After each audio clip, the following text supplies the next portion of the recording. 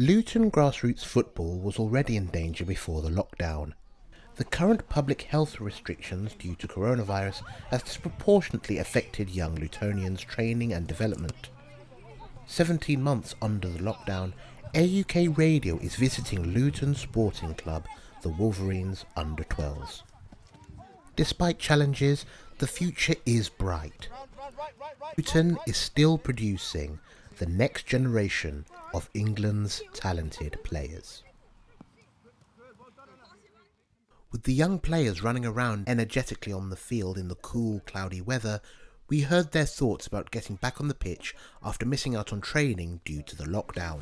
Now boys, how do you think that lockdown has affected your footballing activities?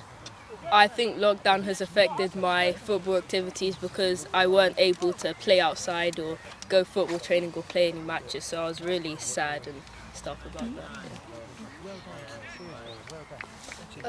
I couldn't go outside because basically I might get COVID and then it'll affect my whole family and then we'll be in quarantine. Lockdown has affected my football in many ways, such as affecting my family or spreading the virus around. So I don't want to spread that around, so it's affecting my family. Anyone else? Lockdown has affected my football because I used to always go with my cousins and everywhere to play inside football at Stopsley, and I couldn't enter no tournaments or anything because of it, and it stopped my football. It was really sad.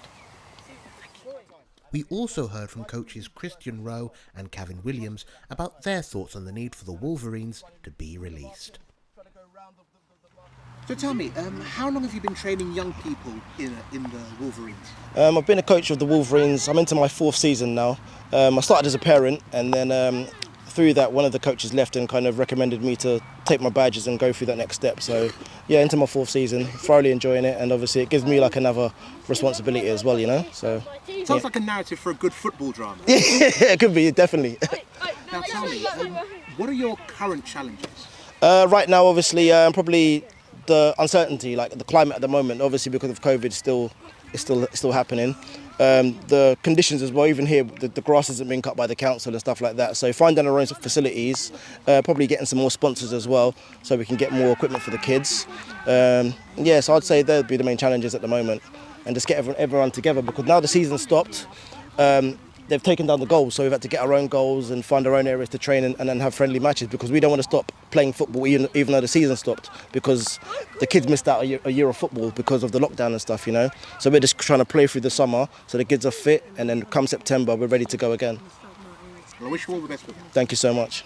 So how long have you been training young people with the Wolverines? I've been with the Wolverines for 2 seasons now. My son joined up and I came along as a parent, again, just like Christian.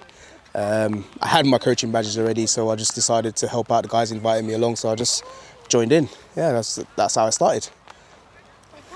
Now, what current challenges are you facing at the moment? Challenges, again, I'll have to echo what Christian's just said. You know, the grass is dire for the kids. The ball's not even moving. You know, a bit more funding so we can obviously get more equipment. We've had to chip in as coaches to obviously buy equipment to help the kids out, because that's what it all comes down to. My son plays, his son plays, so it's all about chipping in so our kids can benefit. You know, so the funding is one of the main thing that we face, because if we had funding, then we could obviously go on a 3D pitch and the kids will have a better feel of what it's like to play on a nice pitch. And why do you think that this activity is so important? I mean, physical activity is important all across the board. Do you know what I mean? It keeps the heart pumping, it keeps the kids moving around. You know, obesity is a hefty thing in this country, and to have the kids carrying on with sports and not just get lazy on the game, because we all know Fortnite's taking over. So we're trying to push it in the other direction, and keeping them fit and healthy and outside is one of the main things. Well, thank you very much. You're welcome. AUK Radio even got to hear from a parent who showed his support from the sidelines. So, what support do you need for your child's progress and development from your point of view? I think that the children need to be given more time. I think that they need to have some sort of financial backing in terms of the time that they've actually lost during the lockdown period. They need help in terms of reinvigorating the exercise, in terms of reinvigorating so that they can actually help to maintain their body, good fitness again. I think that the facilities need to improve too. I think local facilities need to open up more and make access available for these children, particularly on the weekends. I think that all the primary schools and secondary schools need to ensure that there's access for these children, and that the facilities improve in terms of a long-term development plan. There needs to be a long-term development plan and a strategy for these children to hopefully help them to catch up with what they've lost. And they've lost that both in terms of physical health and in terms of social, in terms of a social sphere, and that needs to, they need help with that. Thank you. Yeah. And guys, quickly give a big wave to the camera. You guys have been filmed, yeah? Say Wolverines! Say Wolverines! Say Wolverines like you mean it. Say Wolverines! Wolverines! I'm Shanda, by the way.